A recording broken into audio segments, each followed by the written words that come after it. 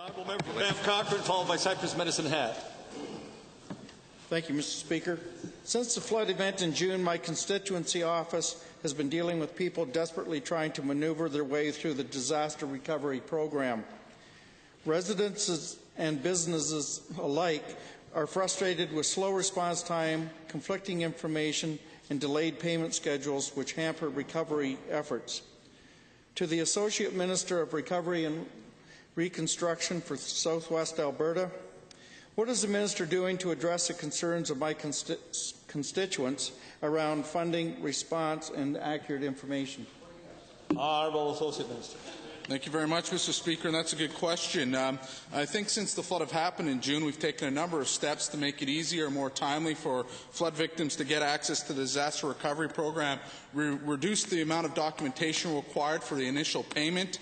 We've also cut a step out of the verification process that we deem to be redundant, which should get checks into people's hands a lot faster. And we've also created a mobile office here recently to go to that will rotate through the town of Canmore and the Bow Valley area, through Bragg Creek and through Turner Valley and the foothills. Make no mistake, Mr. Speaker, we will be here to make sure that each flood victim gets what they're entitled to under the Disaster Recovery Program. Honourable Member.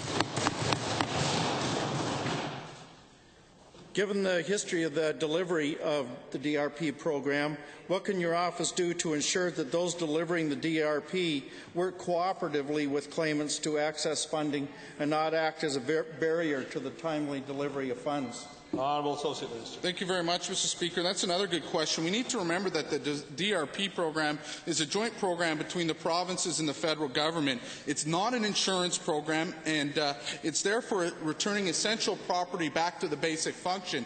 And I know that might be frustrating for those that were impacted by the flood, but the program does provide a basic level of support for all Canadians that experience a disaster that is uninsurable, and it is available fairly right across this province and across the country while protecting the taxpayers' interest, Mr. Speaker.